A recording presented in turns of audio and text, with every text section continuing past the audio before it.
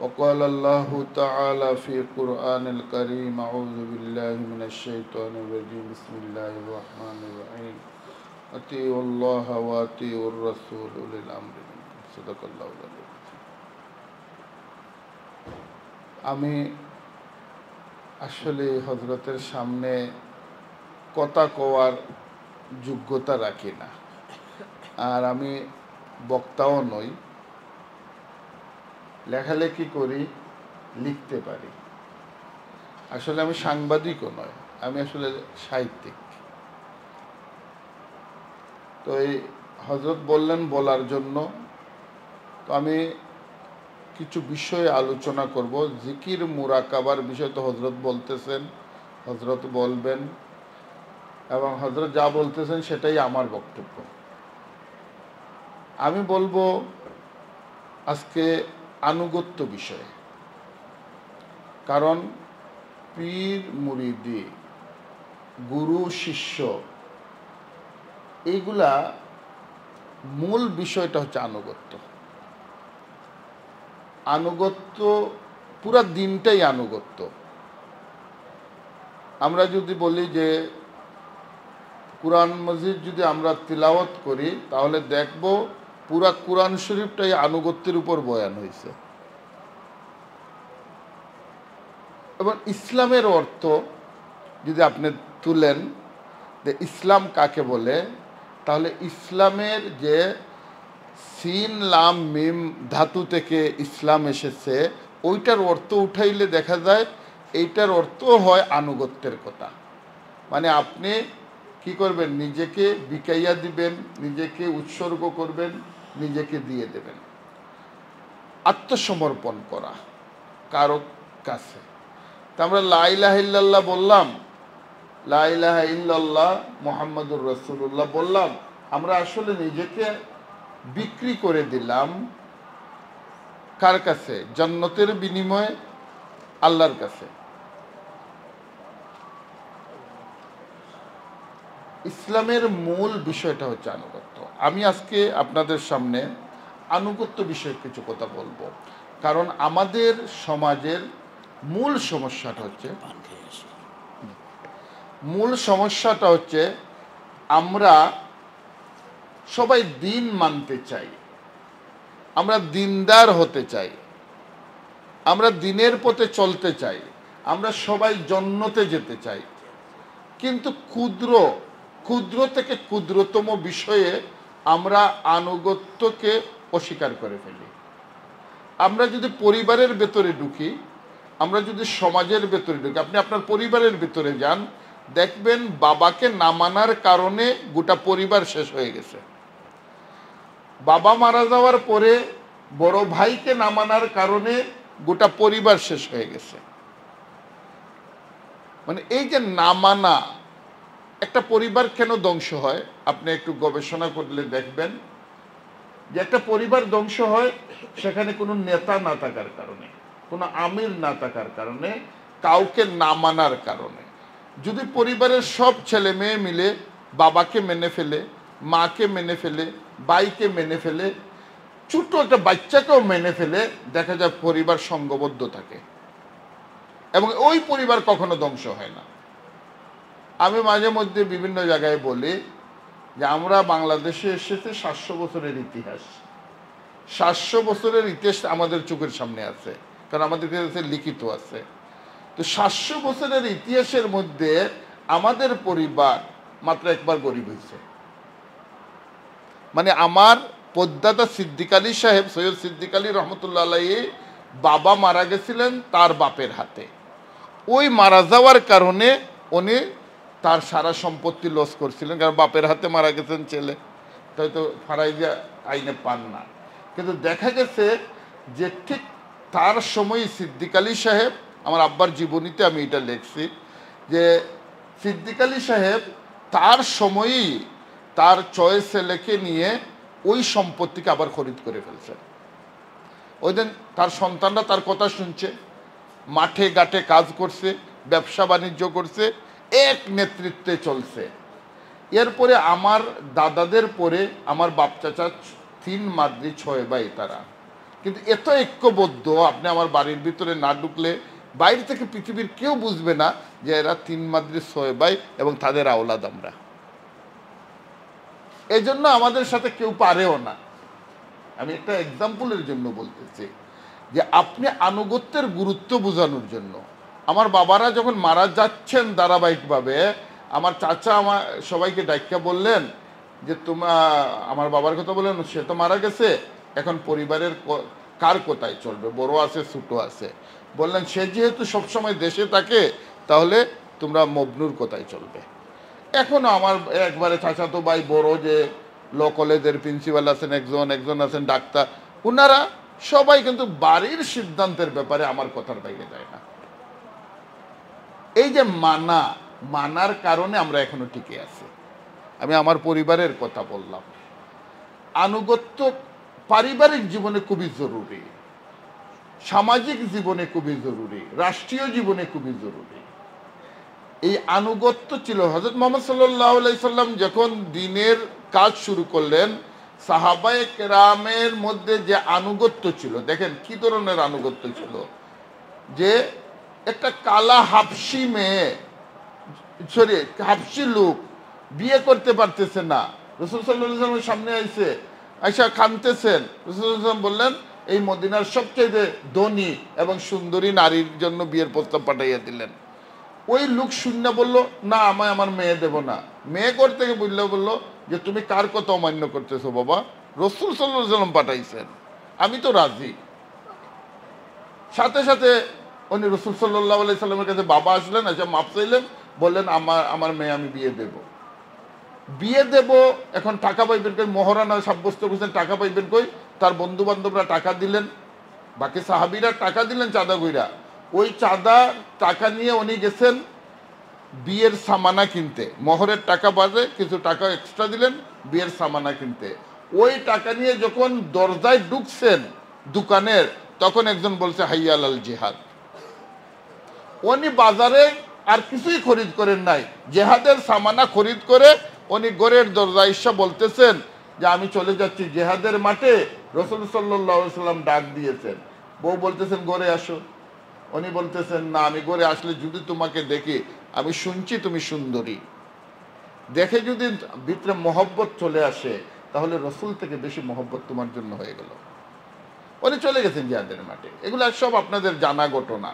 এইভাবে হযরত আবু বকর রাদিয়াল্লাহু তাআলা আনহুকে যেদিন রাসূল সাল্লাল্লাহু আলাইহি ওয়াসাল্লাম বললেন যে মেয়েরা আমরা হিজরত করব, যে কোনো রাতে তোমার দরজায় ডাক দেব, যখন রাসূল সাল্লাল্লাহু আলাইহি ওয়াসাল্লাম ডাক দিলেন, ডাকতে দেরি হয়েছে, আবু বকরের বাইরেই আসতে দেরি হয় নাই।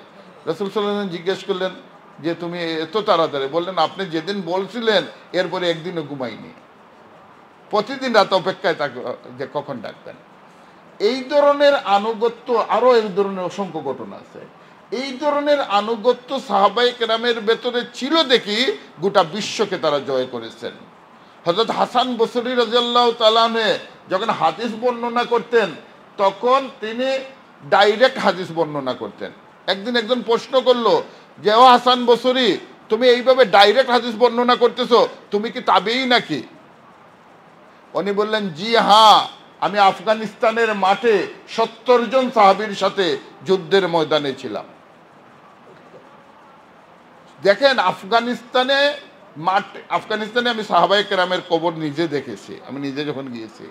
সাহাবায়ে কেরাম এখন পর্যন্ত এসব বিজয় করছেন, পুরা এশিয়া মহাদেশে এসেছেন, তারা জয় করেছেন।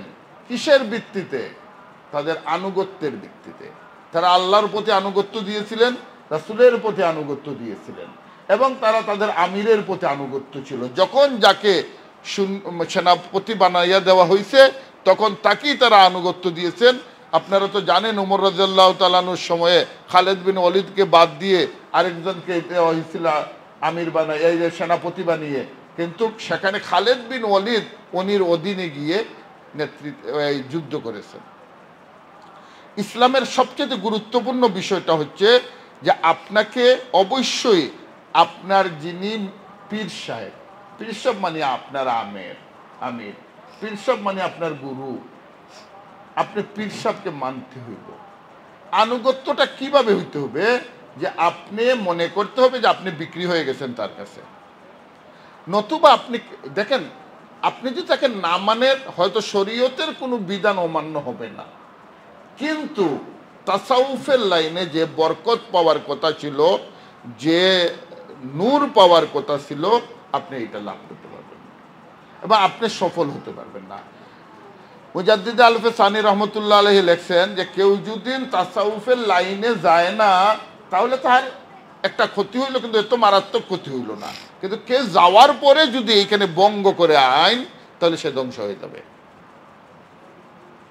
সে কি হবে? ধ্বংস হয়ে যাবে। এর জন্য আপনারা দেখবেন যেত লোক তাসাউফের লাইনে আইসা কিছুদিন কাজ করার পরে সে দূরে চলে যায় বা অন্য পথে চলে যায়, দেখা যায় সে আর টিকে থাকতে পারে না। তার পারিবারিক সংঘাত, তার নানা রোগ দেখা দেয়, মানে সে, কারণ এটা আল্লাহর নিজাম, আল্লাহ একে আর টিকাইয়া রাখতে চায় না।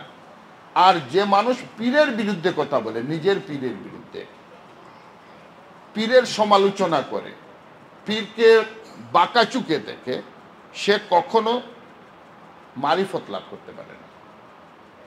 মারিফতের প্রথম শর্ত হচ্ছে ফানায়ে শেখ।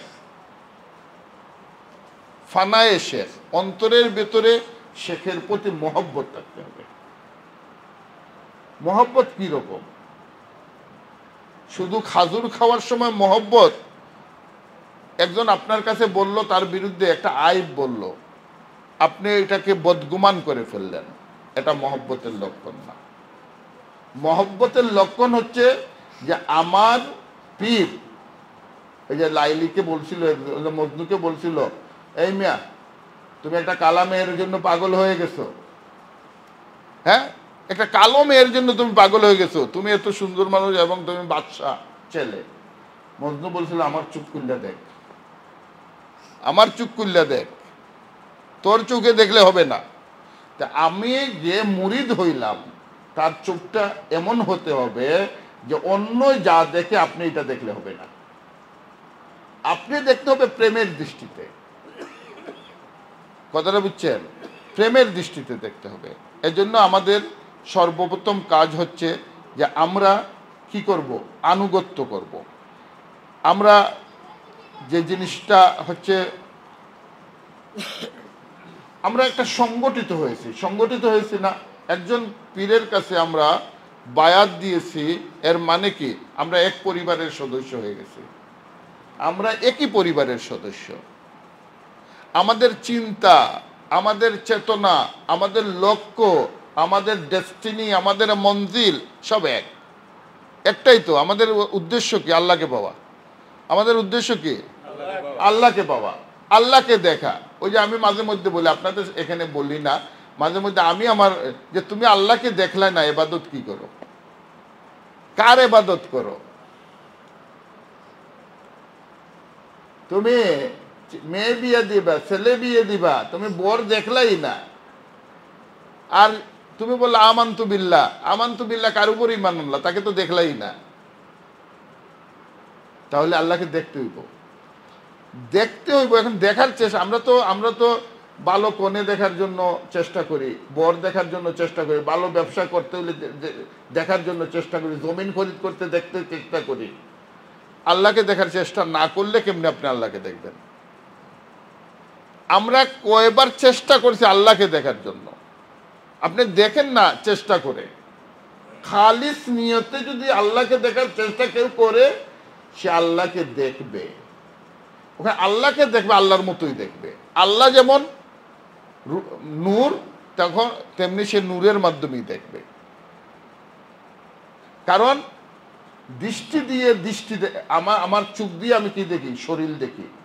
কারণ এটা হচ্ছে গিয়া মাটির চোখ বলি, মাটি তো আর নাই এখন, আমাদের চর্ম চোখ দিয়ে দেখি। চর্ম চোখ দিয়ে চর্মকে দেখা যায়, বাতাস দেখা যায় না। চর্ম চোখ দিয়ে কি বাতাস দেখা যায়? ওই বাতাস দেখতে হইলে আলাদা একটা মেশিন আছে। কথাটা বুঝছেন? আবহাওয়া ও অধিদপ্তর আবহাওয়া মেজারমেন্ট করে ভিন্ন মেশিন দিয়ে। তা আল্লাহকে দেখতে হইলেও একটা আলাদা পৃথক একটা বস্তু আছে।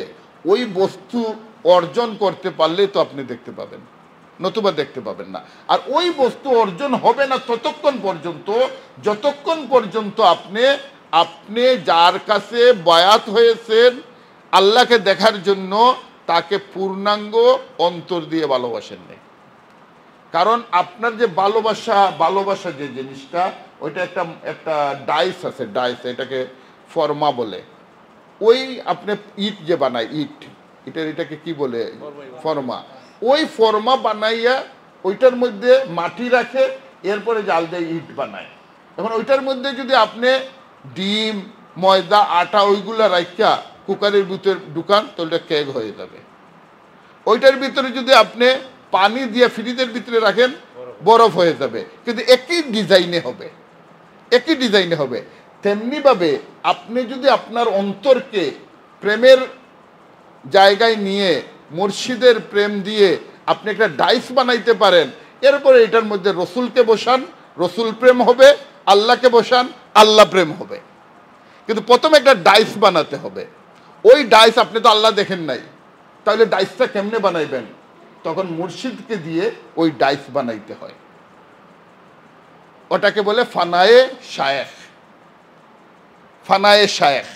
আপনি যখন ফানায়ে শায়েখ হবেন তখন এখানের মধ্যে যখন রসুল সাল্লাল্লাহু আলাইহি সাল্লামকে বসাইবেন তখন কি হবে? ওই যে আশিকে রসুল মিছিল করলে কি হওয়া যায়? জুশনে জলুস বের করলে কি আশিকে রসুল হওয়া যায়? না, ওই ডাইস বানাইয়া ওই ডাইসের মধ্যে যদি আপনি রসুল সাল্লাল্লাহু আলাইহি সাল্লামের সুন্নাহকে রাখতে পারেন, রসুল সাল্লাল্লাহু আলাইহি সাল্লামের সুন্নাহকে রাখতে পারেন, রসুল সাল্লাল্লাহু আলাইহি সাল্লামের সুরতকে রাখতে পারেন, তাহলে আপনি আশিকের রসুল হতে পারবেন। তেমনিভাবে আল্লাহকে যদি আপনি রাখতে পারেন, তখন নামাজে দাঁড়াইলে দেখবেন আল্লাহ আপনার সামনে অনুভব করতেছেন, আপনি জিকিরের মধ্যে দেখবেন আল্লাহ আপনার সামনে অনুভব করবেন। কিন্তু প্রথমে আপনার ভেতরে ডাইসটা তৈরি করতে হবে। এজন্য আনুগত্যটা খুবই জরুরি দরকার।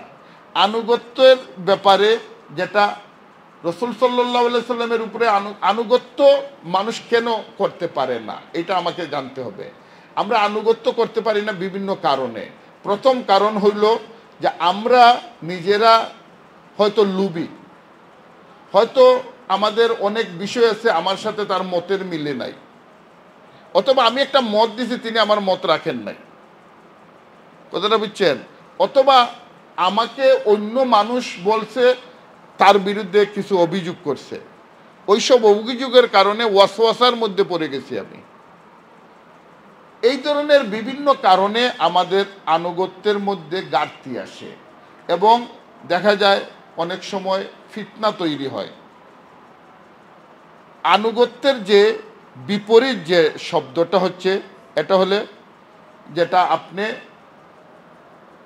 তো নাফরমানি। আনুগত্যের বিপরীত শব্দ হচ্ছে নাফরমানি। আপনি যখনই আনুগত্যের বাইরে চলে যাবেন তখনই আপনি নাফরমানির দিকে হাঁটতে থাকবেন। আপনি জেহাদের মাঠে যখন যাওয়া হয়, যদি মানুষের আল্লাহ এবং রাসূলের প্রতি পূর্ণাঙ্গ প্রেম এবং আনুগত্য না থাকে, সে কি শাহাদত শহীদ হইতে পারবে না। আবার সে যদি আমিরকে না মানে, কমান্ডারকে না মানে, তাহলে কি সে জেহাদ পরিচালনা করতে পারবে?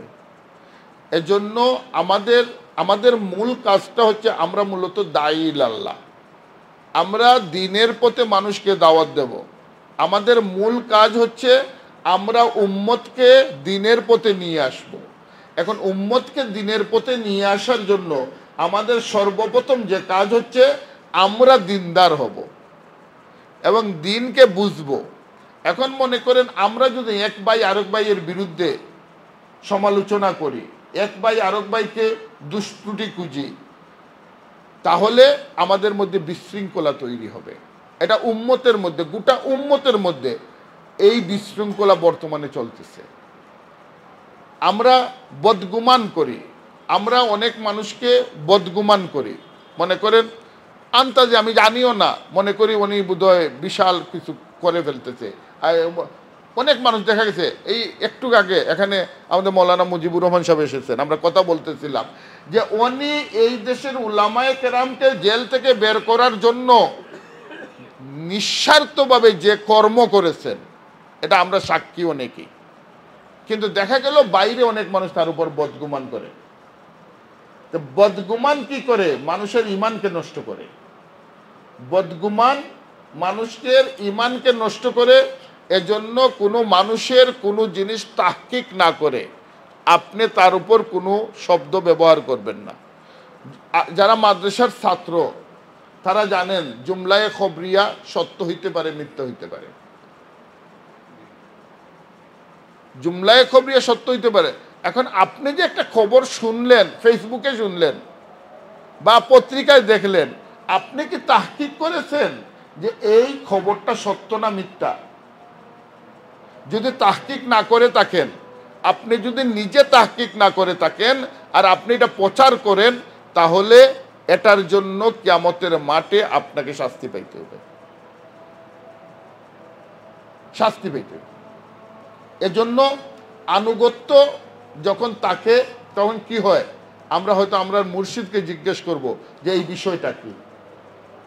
উনি যেটা বলবেন এটাই আমাদের রায়, উনি যেটা বলবেন ওটাই আমাদের রায়। আচ্ছা, মনে করেন আমরা এক জায়গায় যাব, মনে করেন এক জায়গায় যাব, গিয়ে এইখানে আমরা একটা কাজ করব, তখন জিজ্ঞেস করলাম মুর্শিদকে যে এইটাকে আমি করতে পারি। উনি বললেন না, এটা আপনি না করা ভালো।